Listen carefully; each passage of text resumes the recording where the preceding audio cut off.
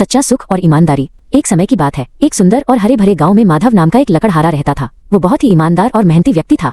हर सुबह वो अपनी पुरानी लोहे की कुल्हाड़ी कंधे पर रखकर घने जंगल में लकड़ियां काटने जाता था। एक दोपहर माधव नदी के किनारे एक पेड़ की सूखी शाखा काट रहा था। काम करते करते अचानक उसका हाथ फिसल गया और उसकी इकलौती कुल्हाड़ी की आवाज के साथ गहरे नीले पानी में जा गिरी। अपनी कुल्हाड़ी खो जाने से माधव बहुत दुखी हो गया। वो नदी के किनारे बैठ गया और फूट फूट कर रोने लगा। उसने सोचा, अब मैं लकड़ियां कैसे काटूंगा, मेरा परिवार आज भूखा ही रह जाएगा।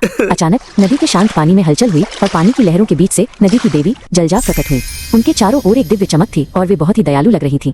जलजा ने माधव के पास जाकर बहुत ही मधुर आवाज में पूछा, बेटा तुम इस तरह क्यों विलाप कर रहे हो, क्या बात है। माधव ने अपनी आंसू भरी आंखों से ऊपर देखा और उन्हें अपनी कुल्हाड़ी गिरने की पूरी कहानी सुनाई। माधव की बात सुनकर जलजा ने कहा, धीरज रखो, मैं तुम्हारी सहायता करूंगी। उन्होंने नदी के गहरे पानी में गोता लगाया और कुछ ही पल में एक चमचमाती हुई सोने की कुल्हाड़ी लेकर बाहर आई। जलजा ने वो सोने की कुल्हाड़ी माधव को दिखाते हुए पूछा, क्या ये तुम्हारी कुल्हाड़ी है। माधव ने कुल्हाड़ी को देखा और बिना किसी लालच के अपना सिर हिलाते हुए कहा, नहीं देवी, ये सुंदर तो है पर ये मेरी नहीं है। जलजा फिर से पानी के भीतर गईं और इस बार वे एक बहुत ही चमकदार चांदी की कुल्हाड़ी लेकर लौटी। उन्होंने फिर से पूछा, तो क्या ये तुम्हारी कुल्हाड़ी है। माधव ने फिर से विनम्रता पूर्वक मना कर दिया। तीसरी बार जलजा ने पानी से माधव की पुरानी और थोड़ी जंग लगी लोहे की कुल्हाड़ी निकाली। उसे देखते ही माधव की आंखों में चमक आ गई। वो खुशी से उछल पड़ा और बोला, हाँ देवी, यही मेरी कुल्हाड़ी है, आपका बहुत बहुत धन्यवाद। जलजा माधव की इस ईमानदारी से बहुत अधिक प्रसन्न हुई। उन्होंने कहा, तुम्हारी ईमानदारी देखकर मेरा मन भर आया है। उन्होंने माधव को उसकी लोहे की कुल्हाड़ी के साथ साथ सोने और चांदी की कुल्हाड़ियां भी उपहार में दे दी। माधव खुशी खुशी अपने घर लौट गया।